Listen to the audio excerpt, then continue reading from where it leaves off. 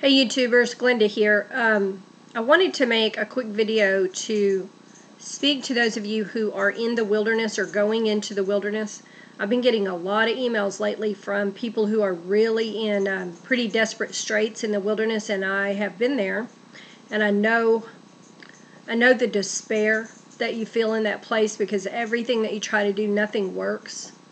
And I know the hopelessness when you can't hear God and you don't know what you're doing wrong and you don't know which way to go. And so I just wanted to share a few things with you that I shared with someone this morning in an email. These are things that I did in the wilderness that did help me. They might help you. I think they will. So if you're in that place where, and especially places, the wilderness is a place of lack. It is a place where you don't have everything that you need and want. It's a place where usually you can't pay your bills or can't pay them on time. And like I said, everything that you try to do, nothing works. And the reason is because God will not allow us to save ourselves when we're in the wilderness. And He won't allow someone else to save us either. Because He wants us to be alone with Him in the desert so that our focus is on Him. That is the reason that He keeps it that way, because He wants you to learn a particular thing in a particular way. He is teaching you to trust Him, and He is teaching you that He is faithful, and He is very faithful. The good news is, if you're in the wilderness, after you get out of the wilderness, it's followed by a season of rest and of blessing. So hang in there, don't give up. One of the things I want to mention is when you get to that place in the wilderness where nothing is working and everything feels hopeless and you kind of enter a state of despair, beware that the spirit of depression and the spirit of suicide will try to attack you in that place. They always try to find entrance, especially depression will come on real strong. And if you receive depression, then suicide is fast on its heels. Okay, so rebuke those spirits in the name of Jesus and don't allow them entrance. Because they will hold you up and keep you in the wilderness longer, and they can do even worse than that. Okay, the first thing that I found works when you are stuck in a wilderness that you just can't find your way out of. I've been in wildernesses before where I had enough money, but everything else was falling apart. Back in the early 2000s, I was out of work for a while, and things got really desperate. And if you've read the Wilderness Companion, you know the story about the check that was held up by the spirit of fear. And then it finally arrived, and right after that, a month or two later, I got a job. It was a horrible job. Horrible. Miserable. Noise, chaos all around me. It was awful. My boss was a complete tyrant. I mean, he was so hard to work for, and everybody that worked for him had trouble working for him because he, it didn't, even if you submitted, he was still mean. He was just mean. And he was very greedy. So I worked in that job for months, barely scraping by, but so glad to just have a paycheck where I could scrape by, And I kept, asking the Lord for a different job and asking Him to help me learn what it was He wanted me to learn, because I knew I was still in the wilderness there. And it turned out to be a pride thing.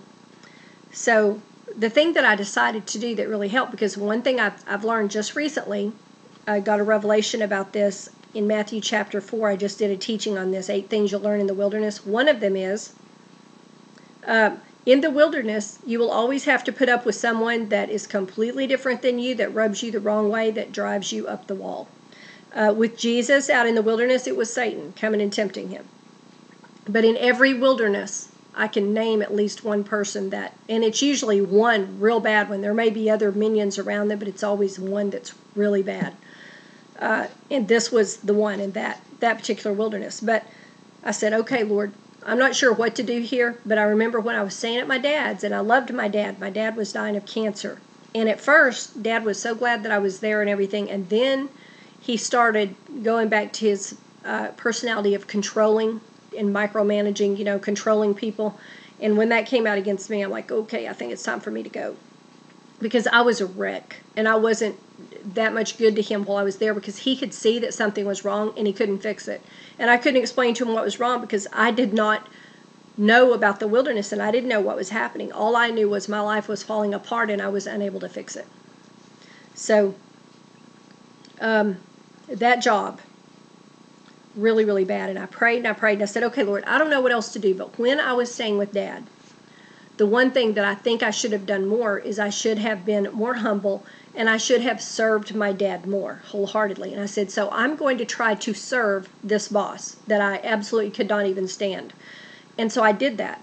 I started, I noticed he drank coffee. And so several times a day, I would get up from my seat and I would go and make fresh coffee, and I would mix him a cup, make it just like he liked it, and take it and just place it before him. And he responded very well to that. That really pleased him. And it didn't, calm the jungle, so to speak, but it helped. It made him in a little better mood for 5 minutes. And for me, it was an exercise in humility, because it's harder to serve someone you don't like. It's not that hard to serve someone you do like, but to serve someone you don't like, that's tough. That's really hard on you. If you have any pride in you at all, that's pretty tough. So I just kept doing that every day. And then one day I got a phone call.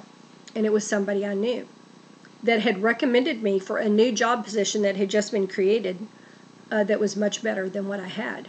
And of course, I jumped on it. And then after that, I got another call asking me about another job opening. So things really opened up after I began to serve. So I would suggest that whoever you cannot stand in your wilderness, that you try serving them and being really, really nice to them. Try serving them, especially though, because if your wilderness is a pride test, that will help destroy that pride. One of the ways that you get rid of something bad like that that's attached to you is you starve it to death. You don't give it what it wants. Everything in me wanted to fight that man I worked for, but I was under his authority. I had no business fighting him. I had no business even having an opinion about how he acted. My job was to submit and do what he told me, until the day that he told me to do something that I knew was wrong, and then that I didn't do. So I got the other job. And the other job paid more money. It paid quite a bit more money. But the person I worked for was just as bad. And it was still a pride test.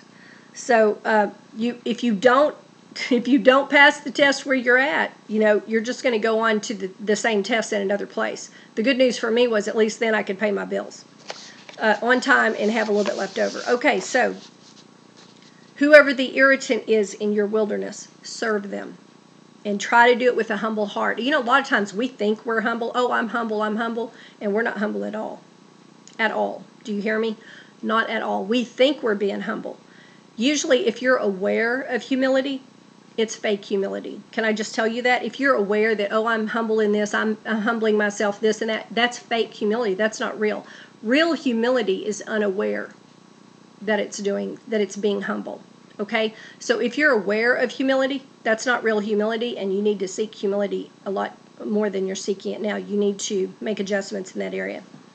Because humility is something God works in our heart. It's not something that you can just produce. That's not real humility. And fake humility is pretty nauseating. Okay. So serve the person who's your irritant. Okay? Let me make a note here. I keep my notes in case I need to ever preach on this. All right. When you are to that point that you are just, Lord, I'm desperate. I don't know what to do. I'm falling, I feel like I'm going to fall apart. I'm going to lose my mind, whatever. Go aside with God. Get alone with Him. If you have a spouse or other people in the house, do it when they're alone. Do it when they're gone, or do it when you can be alone. Or what I used to do when I was having to live with some people I didn't want to live with is I got in my vehicle. And I went out on a long stretch of highway. This was in Oklahoma, and I did it there. Go alone with God and cry out to Him. Pour out your heart. Pour it out like your best friend is sitting there and you're just telling them everything that's wrong. You just got to vent. You just got to get it out, okay? We need to do this with God. I've been doing this for years. I wonder sometimes if He gets tired of hearing me. But this is how you build intimacy with God, is you tell Him all your heart. He knows what's in there anyway. You're no surprise to Him. You are not going to shock Him with what's in your heart because He sees it before you do. Pour out your heart to Him and ask Him to help you. There is something about, I used to go in my vehicle. The wilderness was so hard in 2006. And wail in the Spirit. I had a mentor then, Beverly Will Hoyt, and she taught me that wailing will get you a breakthrough in the spiritual realm. And it would just build up inside me. I couldn't say anything where I was living because, you know, the irritating person and all that kind of thing. And I would get in my vehicle and I would get out on a stretch road where I was alone, nobody else around me because I didn't want to alarm other drivers. And I would wail. I would just cry out to God and just let it go. And I would usually go back. My throat would hurt so bad I couldn't talk for 2 hours, but that didn't matter. I wailed and I cried and I wept and I begged God and I pleaded and I confessed scripture and I did whatever was in my heart. And I did it day after day after day after day. There were things in that wilderness I had to walk out. I had to keep going through. He couldn't fix it just then. And I know the reasons now. But it helped me too to release all that emotional energy. And you know, and not fly off the handle at somebody, because I had a pretty serious anger problem back then, which, by the way, comes with PTSD, which I had for years before God healed me. But the anger thing hung around because it was a curse of anger, and at that time I didn't know about curses. So it will help you, and it will help you build intimacy with God, but cry out to Him. He is your Father. Call out to Him.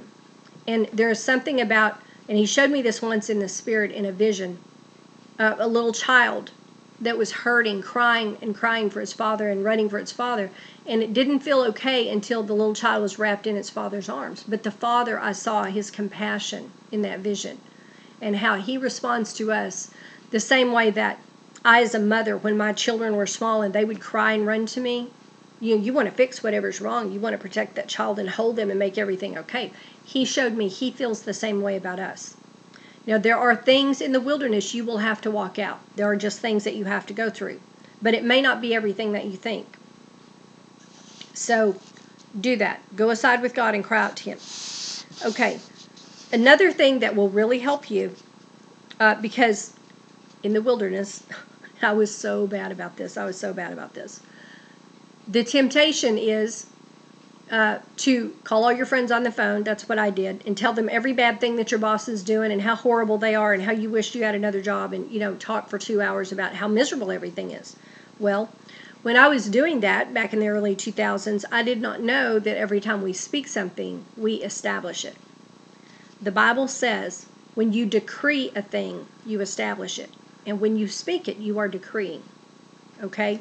When you are speaking how horrible your boss is or how horrible your situation is, you are speaking those words in faith. So you are decreeing them. Therefore, you are establishing them. So it is extremely important that we, as much as possible, and it's hard in the wilderness, refrain from doing that, okay? If you're asking someone to pray, you can say, look, I have a big financial need. It's getting really desperate, but I know God's going to come through for me, or, I'm praying for God to do a miracle, or can you please pray for me? But say as little as you can about what you don't want to establish, okay? And instead, what I have found works and really helps is declare the goodness of God, okay? We know God is merciful. We know that He is faithful. We know that He will supply all our needs because we see all those things in the Bible and we see them in our lives. Declare that. God, I know you're good. Father, I know that you are a merciful God. You see my situation, and I know you're going to supply this need, and I know you're going to supply every need. I know you're going to bring me a job, or I know you're going to bring me, whatever XYZ that you need. And keep declaring that, because if you'll decree that, you'll establish that instead of establishing the miserable circumstances that you're already in. Okay? All right. The other thing that I found helped, and y'all know I went through months of having no work, no unemployment, no nothing. So it was bad. And then I went through the other wilderness at 2009, 2010, where I had unemployment. It ran out and couldn't pay my rent. So I've been here. If you can, plant even a small seed of some type and keep sowing. This is what God showed me to do way back then. Keep sowing something. Sow your talents. If you, He had me... At one point, I was so desperate. I had rent and utilities due, and my son and I were fixing to be tossed out in the street. We were fixing to be sleeping in our trucks. And the Lord showed me through a teaching I listened to plant a seed and believe for the 100-fold return. So okay, I'm on board. And I had almost no money. I think, if I remember right, I had like $50 or something. That was it between us and nothing. And my son was out of work at the time, too. This was after the Silicon bust, or the Silicon Prairie bust here in the Dallas area. And so I said, Lord, I need like over $1,000. So I planted, it was a $10 or a $12 seed. I think it was a $12 seed, but that was years ago, so I don't know. And I asked him before I wrote the check, I said, where do you want me to plant it? Because I wanted to be sure that I was planting in good ground. If you want something to grow, you plant it into good ground. So I prayed and I said, where, Lord? And he spoke the name of a ministry that I listened to on television all the time. Back then I really listened to it a lot. I said, okay. I wrote out the check, got dressed to go to the post office, and he said, I want you to go help such and such too. And I said, with her work. And I said, okay. He said, I want you to plant that as a seed. And I said, okay, I'll do it. Because he knew that I had talent in the area of marketing that would assist her, and she was a Christian. And she was trying to build her business. So I drove to the post office, and I prayed over the seed. I stopped by the outside mailbox, prayed over the seed again, dropped it in the mailbox, and took off out of the driveway and called her on the phone and, basically said, can I come help you? Would you like some help? And I said, I'm not expecting you to pay me or anything. I just want to come help you. And she knew nothing about my situation, nothing. But I obeyed, and I went, and honestly, it was, I think it was about a half-hour drive from where I was. I can't remember, it was a half hour, 45 minutes from where I was, so it was going to take some gas to get to her office.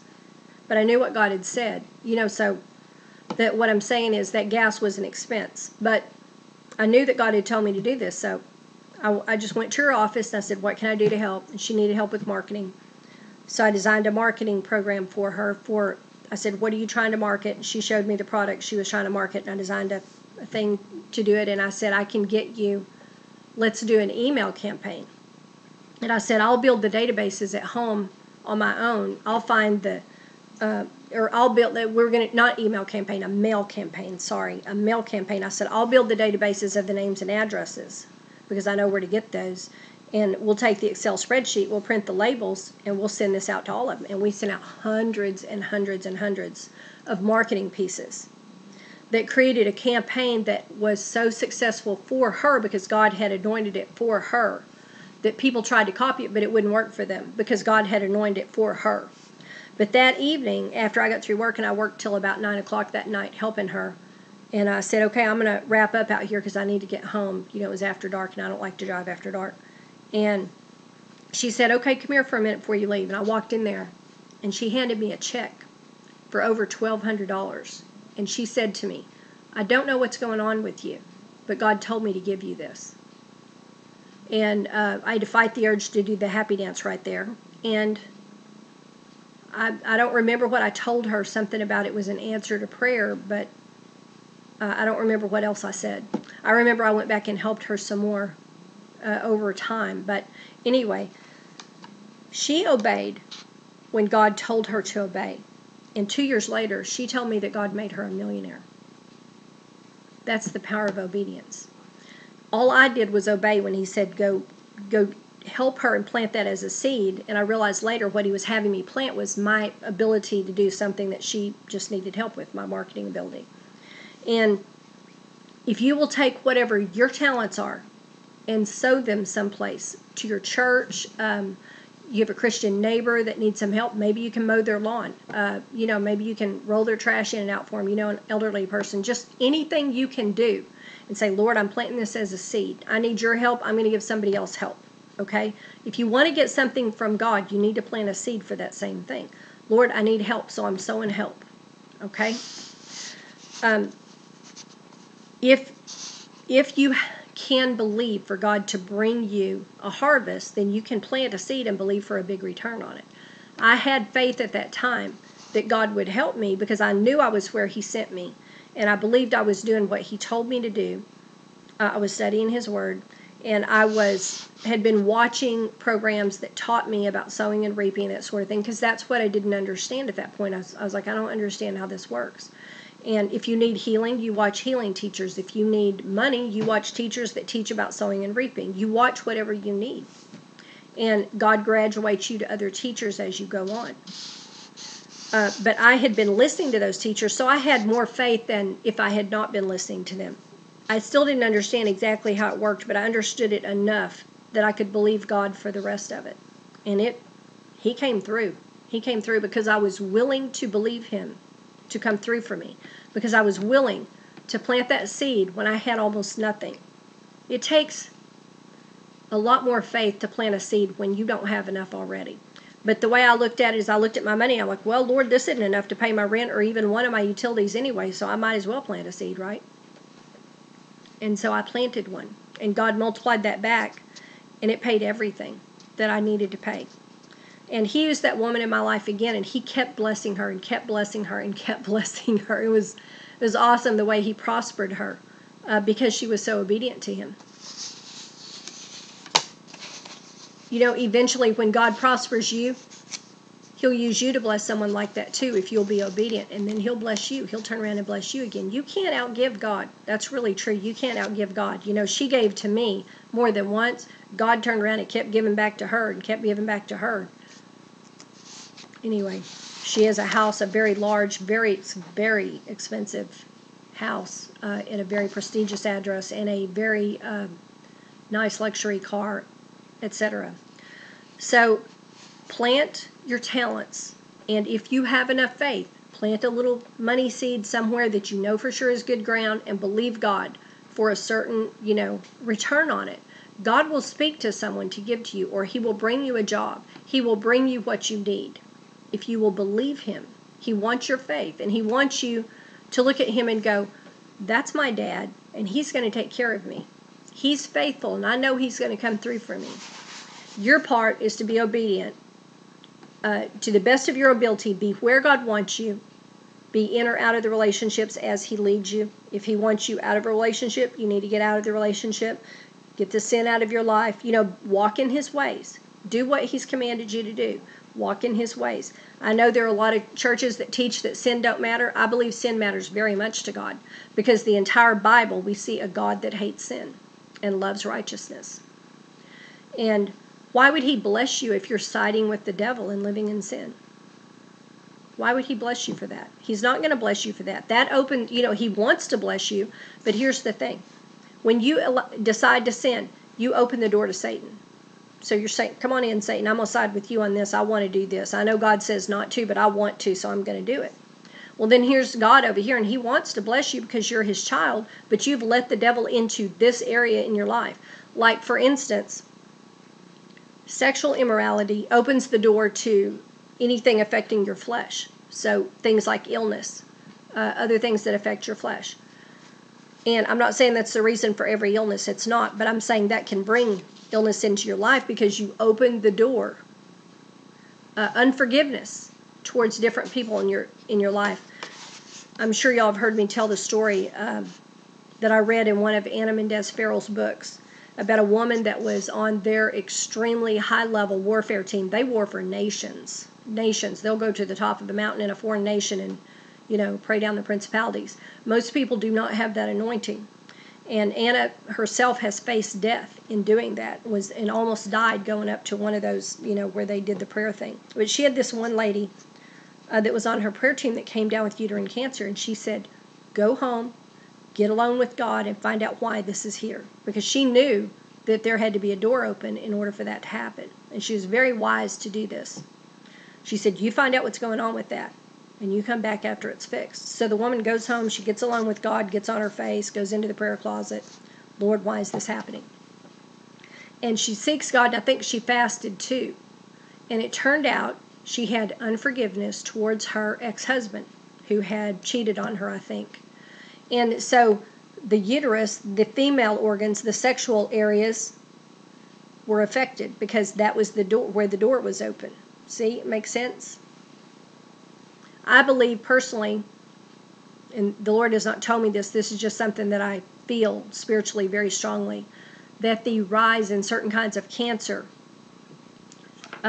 today in our nation, in America, have a lot to do with the rise in pornography. There is a huge increase in prostate cancer.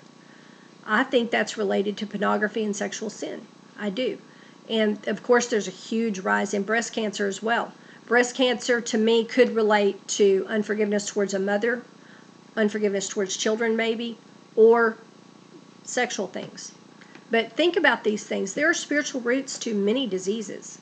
And if we think about it, we might find that we have an open door that we don't know about, and we've let something in.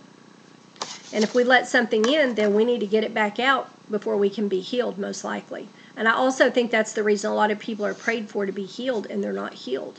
Because the door that opened that allowed the disease to come in, if it was a disease linked to sin, has not been closed, and the problem has not been fixed. So, anyway, I hope that you will find these things helpful. Not every wilderness is a financial wilderness. Like I said, that one wilderness where I was kind of a two-phase wilderness for me, where I went through two really, really awful bosses. And I think that one lasted a year or more between the two bosses. In a year, even a month is a long time to be in the wilderness in that desperate emotional state. And you can hardly hear God at all in the wilderness. And it's because the teacher is always silent during the test. In the wilderness, there is very little peace. There's basically no comfort. And, you know, when you are trying to follow God, you have to follow peace, and it's real hard to do when you can't find any peace. So my heart really goes out to you that are in the wilderness. I am working on the Wilderness Companion Devotional, which is going to be, I think it's going to be a 90-day devotional. I've been working on it for about the last week, and I mean, it's pouring out of me. I started a prophetic devotional, which I plan to be a 365-day prophetic devotional. It may not be a 365-day one. I need to pray and ask God if I have that right on that part, but He sent me a word to do that one. And those are words taken from the wing site, and then the devotional part written with it. And I've never written a devotional before, so I'm kind of winging it here and just letting God show me what He wants. But the Wilderness Companion Devotional, I think, is going to be very helpful. The devotionals are based on a lot of things that I learned about the wilderness that will help you if you're going through the wilderness. And I'm also going to be forming, and I've not done it yet, a workbook for the wilderness. I think it will be useful. It's something the Lord has shown me He wants, and I just don't have it done yet. So I'm working on that one in my head while I'm writing the other one. Y'all know how I do. I'm always writing a book because I love to write. So if I can pray for you while you're in the wilderness, feel free to send me an email, wingsofprophecy@gmail.com. And I hope these things are helpful to you, and I pray that God makes it very clear to you what He wants you to learn while you're in the wilderness and get you out of there quickly, because it is no fun. It is no fun at all. God bless you. Thanks for watching. You have a good week.